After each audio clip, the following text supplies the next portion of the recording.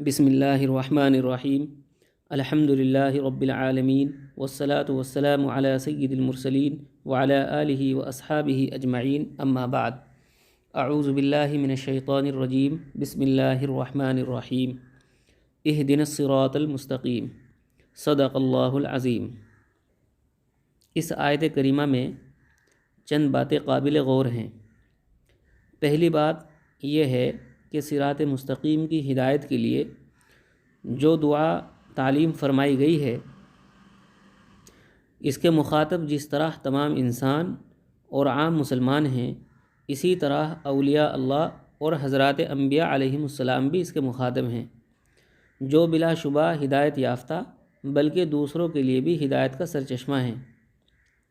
ہدایت کے اصلی معنی ہے کسی شخص کو منزل مقصود کی طرف مہربانی کے ساتھ رہنمائی کرنا۔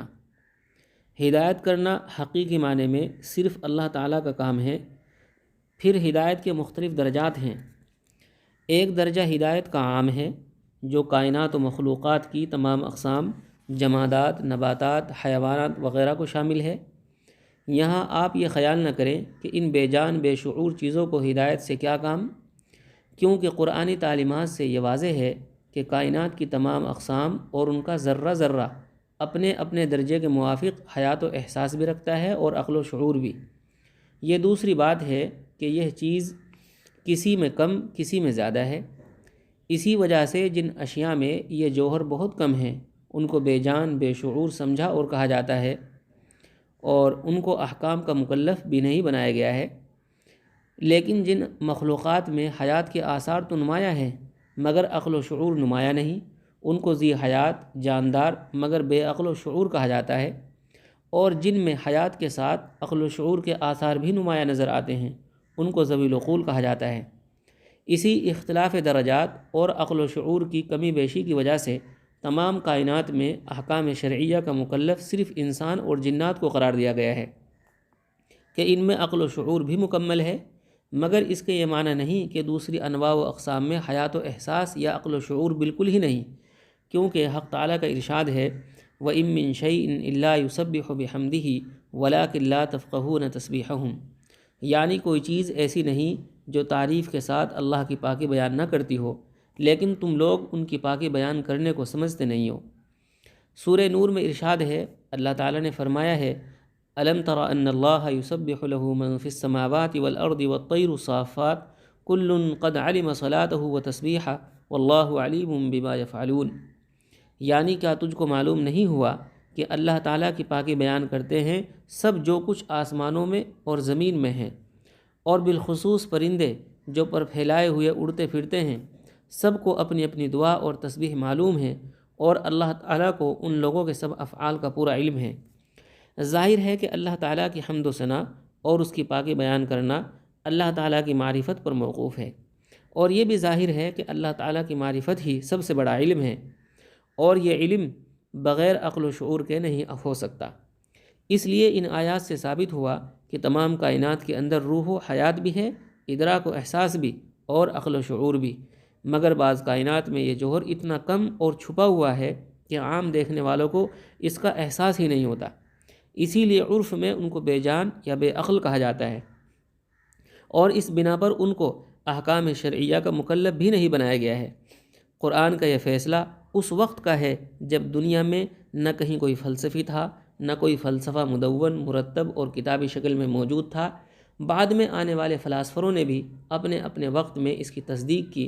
قدیم فلاسفہ میں بھی اس خیال کے کچھ لوگ گزرے ہیں، اور جدید فلاسفہ اور اہل سائنس نے تو پوری وضاحت کے ساتھ اس کو ثابت کیا ہے۔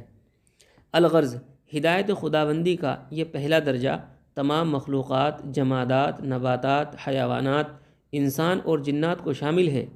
اسی ہدایت عامہ کا ذکر قرآن کریم کی اس آیت میں ہے آتا کل شیء خلقہ ثم ہدی، یعنی اللہ تعالیٰ نے ہر چیز کو اس کی خلقت عطا فرمائی، پھر اس خلقت کے مناسب اس کو ہدایت دی، اور یہی مضمون سورہ اعلیٰ میں ان الفاظ سے ارشاد ہوا ہے سبح اسم ربک الاعلی الذی خلق فسوی والذی قدر فہدی، یعنی آپ اپنے پروردگار عالی شان کی تسبیح کیجیے جس نے ساری مخلوقات کو بنایا پھر ٹھیک بنایا، اور جس نے تجویز کیا پھر راہ بتائی۔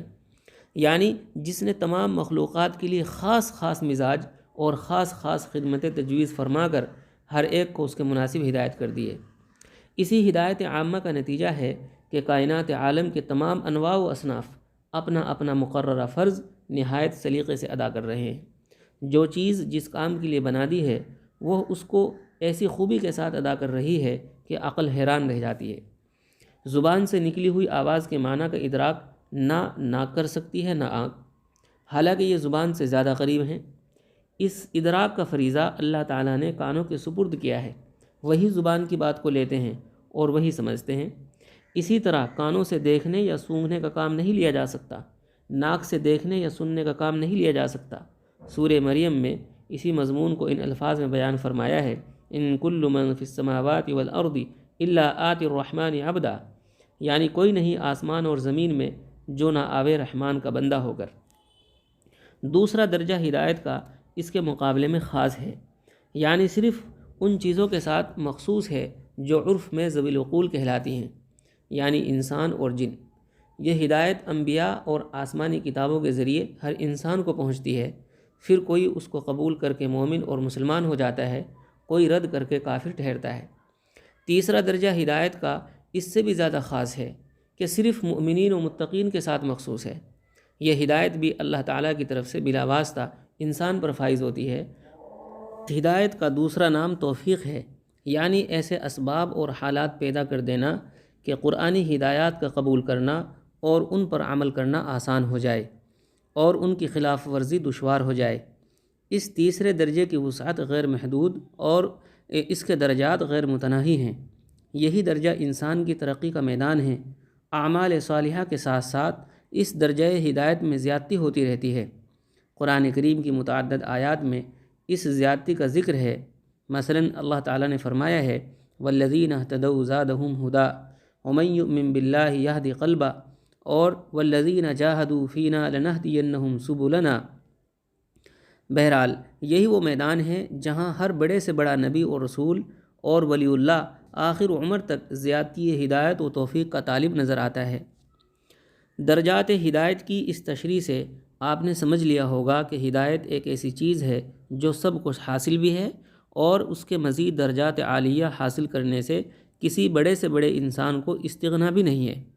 اسی لیے سورہ فاتحہ کی اہم ترین دعا ہدایت کو قرار دیا گیا ہے، جو ایک ادنا مومن کے لیے بھی مناسب حال ہے اور بڑے سے بڑے رسول اور ولی کے لیے بھی اتنی ہی اہم ہے۔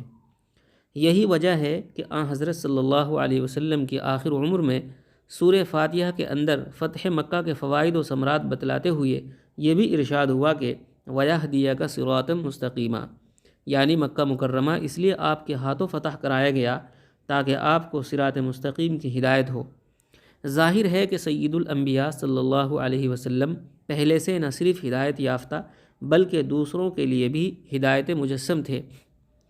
پھر اس موقع پر آپ کو ہدایت ہونے کے اس کے سوا کوئی معنی نہیں ہو سکتے کہ ہدایت کا کوئی بہت اعلیٰ مقام آپ کو اس وقت حاصل ہوا ہو۔ تو ہدایت کی اس تشریح سے آپ کو کئی فائدے حاصل ہوئے۔ پہلا فائدہ یہ کہ قرآن میں کہیں تو ہدایت کو ہر مومن و کافر کے لیے بلکہ کل مخلوقات کے لیے عام فرمایا گیا ہے، اور کہیں اس کو مخصوص اور کہیں اس کو محض متقین کے ساتھ مخصوص لکھا گیا ہے، جس میں ناواقف کو اعتراض کا شبہ ہو سکتا ہے۔ ہدایت کے عام و خاص درجات معلوم ہونے کے بعد یہ شبہ خود بخود رفع ہو جاتا ہے کہ ایک درجہ سب کو عام اور شامل ہے اور دوسرا درجہ مخصوص ہے۔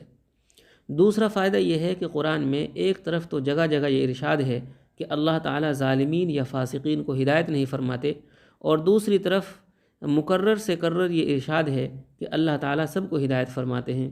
اس کا جواب بھی درجات کی تفصیل سے واضح ہو گیا کہ ہدایت عامہ سب کو کی جاتی ہے، اور ہدایت کا تیسرا مخصوص درجہ ظالمین و فاسقین کو نصیب نہیں ہوتا۔